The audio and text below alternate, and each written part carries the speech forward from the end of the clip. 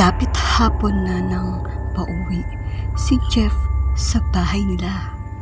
Habang naglalakad ay nakapulot siya ng isang SIM card. Inilagay niya ito sa kanyang bulsa. Nang makauwi ay agad niyang ininsert sa cellphone ang SIM card. Nagbabaka sakaling may natitira pang load. Pagkabukas ng cellphone, isang welcome note ang bumungad sa kanya.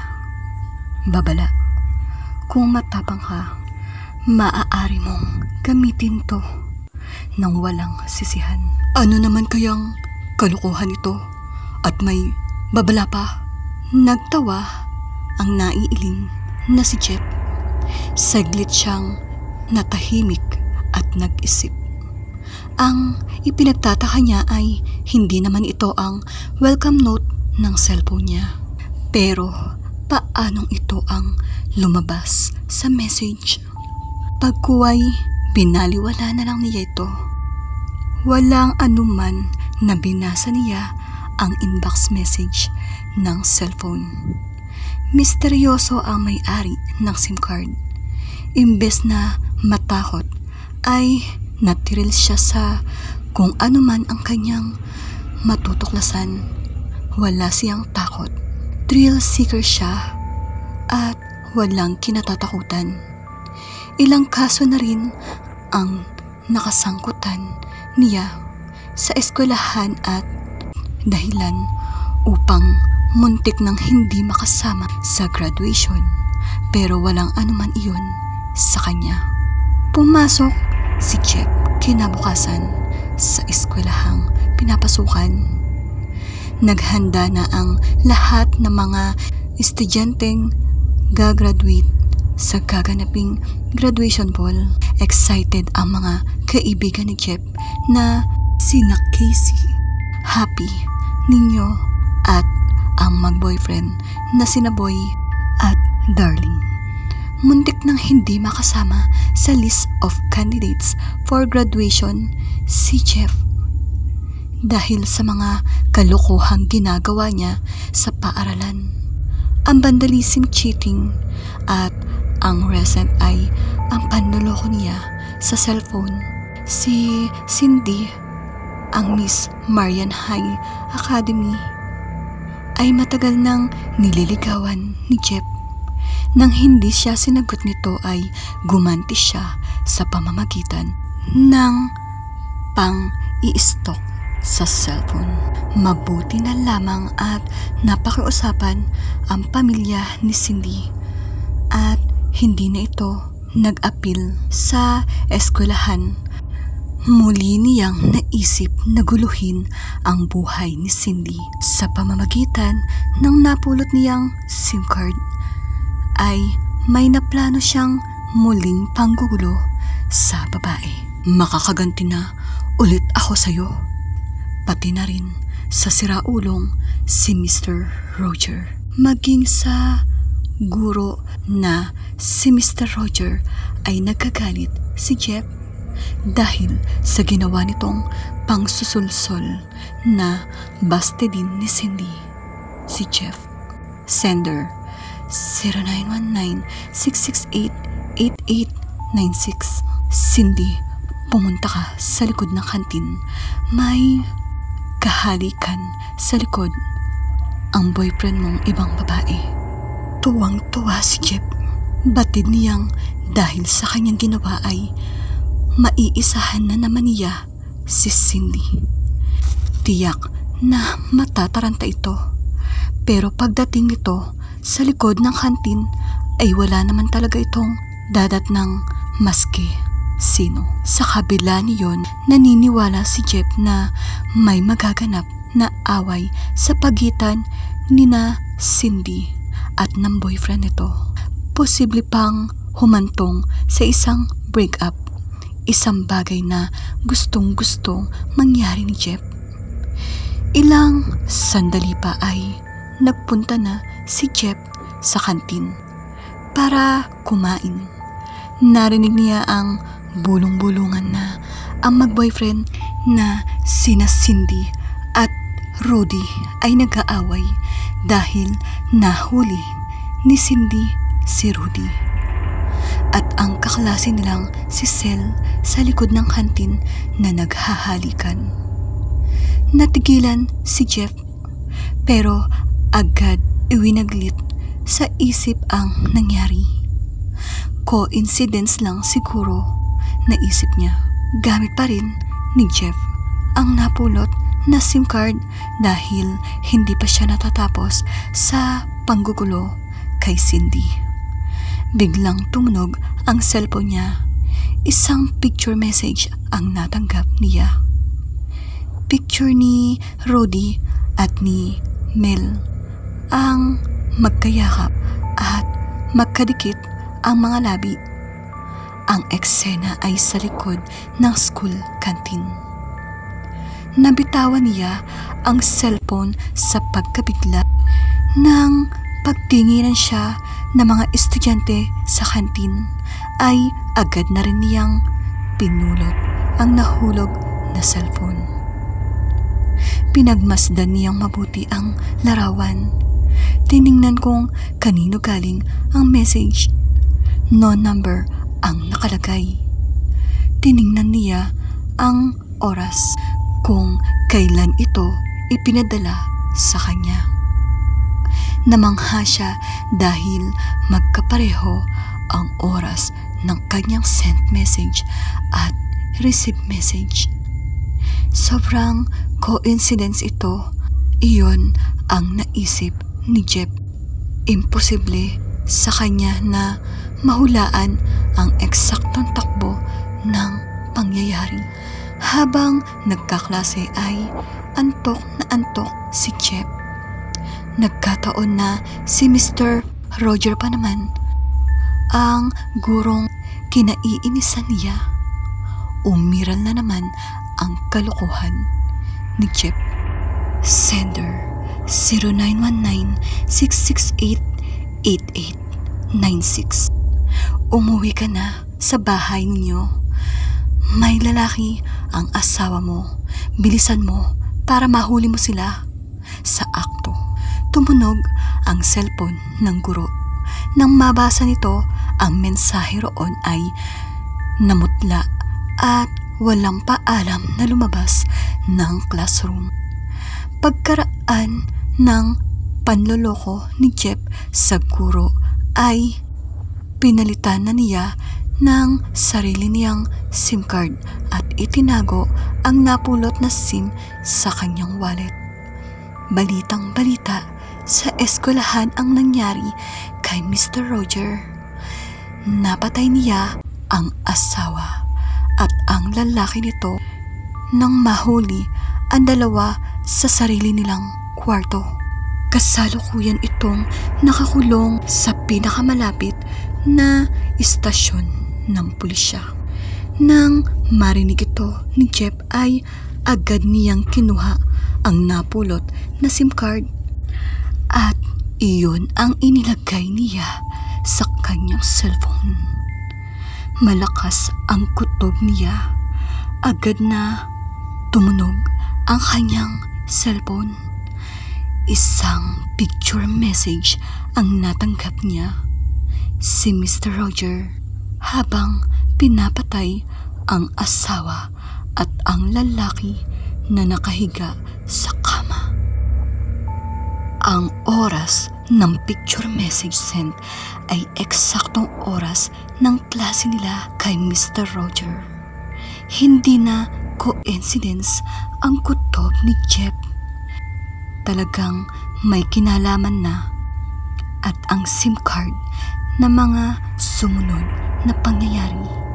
Binura niya ang picture message na iyon, pati ang naunang picture message. Pero hindi ito nabura kahit ano ang gawin ni Jeff.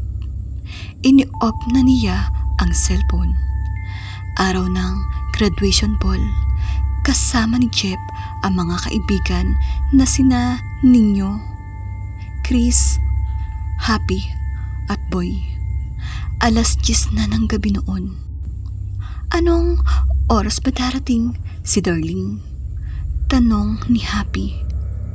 Hindi na raw darating, hindi kasi pinayagan ng daddy niya. Ani Casey. Kailangan kompleto tayo. Gawin natin ang lahat ng paraan para makapunta siya. Panukala ni Happy. May suggestion ako. Sabi ni Ninyo, Jeff, gamitin mo ang cellphone mo. Picturean mo si Boy na kunwari ay naaksidente at ipadala natin kay Darling. Siguradong sandali lang ay narito na si Darling. Hindi ba masama yan? Huwag na lang, sagot ni Casey, ang pinakang matatakotin sa grupo.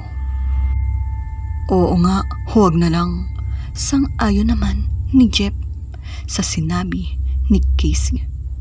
Baka kasi magkatotoo na naman ang isesen niyang mensahe na nagdudulot ng panibagong trahedya.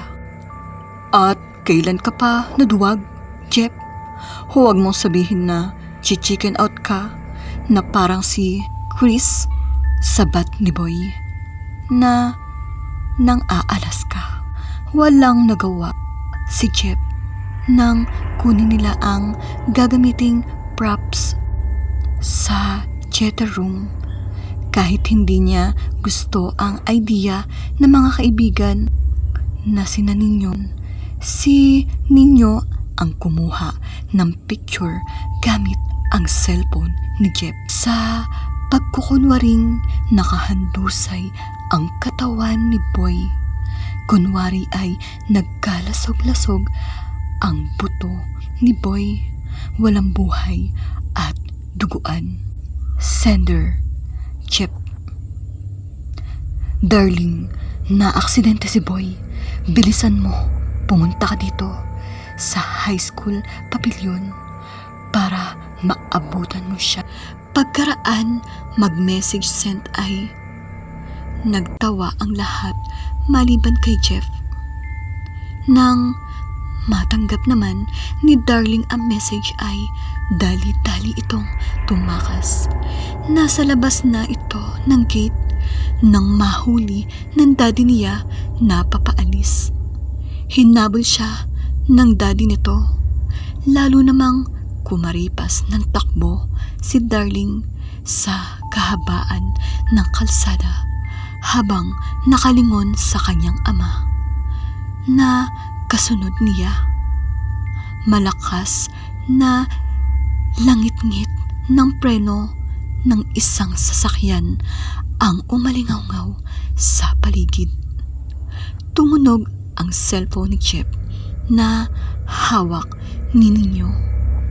Ang lahat ay nakangiti at excited sa magiging reaksyon ni Darling. Sabay-sabay nilang tiningnan ang dumating na message.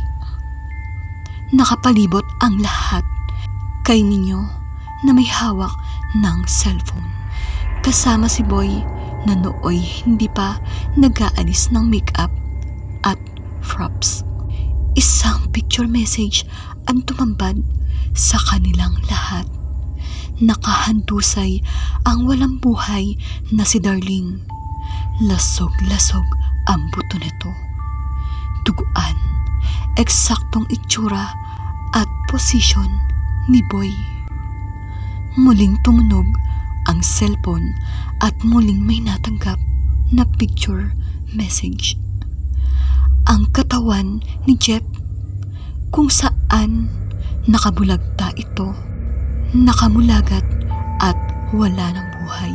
Nang oras ding iyon ay inatake sa puso si Jeff at namatay.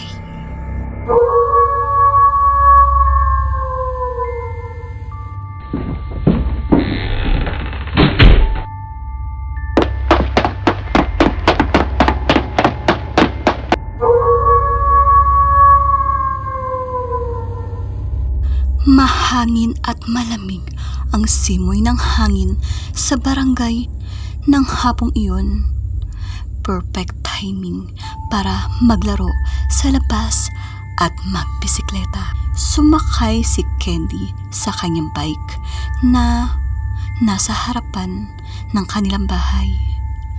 May kalumaan na ang bahay, ngunit kitang-kita ang itsura nito na ang kanyang kinalakhang pamilya ay may kaya. Old style na ang kanilang bahay na ipinatayo noong 1930. Maririnig ang kalampag ng bubong sa tuwing dadaan ang malakas na hangin buhat sa silangan. Makalawang na rin ang kanilang gate at maging ang plate nito kung saan nakasulat ang numerong 31. Hindi lang ang mismong bahay ang luma, kundi pati na rin ang mga gamit sa loob nito. Kabilang dito ang isang malaking painting ni Claro M. Mendiola, ang lolo sa tuhod ni Candy. Siya ang nagpatayo ng bahay sa Kalye Mabini para gawing tirahan ng pamilya nito. Kapansin-pansin din ang punong nakatanim sa garden malapit sa gate. Hindi ito ipinaalis ng kanyang lolo nang simula gawin ang bahay. Kaya naman mag-iisang daang taon na ang punong ito sa kinatatayuan. Misteryoso ang itsura ng bahay kung titingnan mula sa labas. Ang tunog ng bukas ng pinto at ang malakas na tunog ng telepono ang nagbibigay rin ng nakakatakot na atmospira sa kanila tuwing gabi. Mabilis na pinatakbo ni Candy ang bisikleta paalis ng kanilang bahay. Patungo siya sa bahay ng kaibigang si Mara para samahan itong magbisikleta. Nakagawian na nilang dalawa na magbike tuwing hapon ng Sabado at maglibot-libot sa plaza kapag walang assignments. Mas pinabilis pa ni Candy ang pagpepedal sa kanyang bisikleta. Kaya naman hinahangin ang kanyang buhok na mas nagpakita ng kanyang kagandahan. You're already 15 but you're still look like an 11 years old girl. Ito ang mga salitang sinasabi ng kanyang ina noong siya ay mag-15th birthday. Marami nang sumubok na manligaw sa kanya, ngunit kaagad niya itong tinatanggihan dahil sa isang rason. I'm still young and I just want to enjoy my youth. Mara, tara na! Sigaw niya sa labas ng bahay ng kaibigan. Saglit lang at lumabas na rin agad ng gate si Mara. Ako na lang dito sa harap. Ikaw na lang ang angkas. Baka ako pa ang sisihin kapag may kung anong nangyari sa'yo. Ani Mara. Bumaba ng bike si Candy at ipinaubaya ito kay Mara. Naglibot sila gamit ang bike ni Candy. Si Candy ang nakaangkas sa likod at si Mara naman ang nasa manibela. Ilang sandali pa ay lumiko sila sa isang kalye at kasabay nito ang pagragkasa ng isang truck sa kanilang harapan. Nagawa itong ihinto ni Mara, ngunit huli na ang lahat.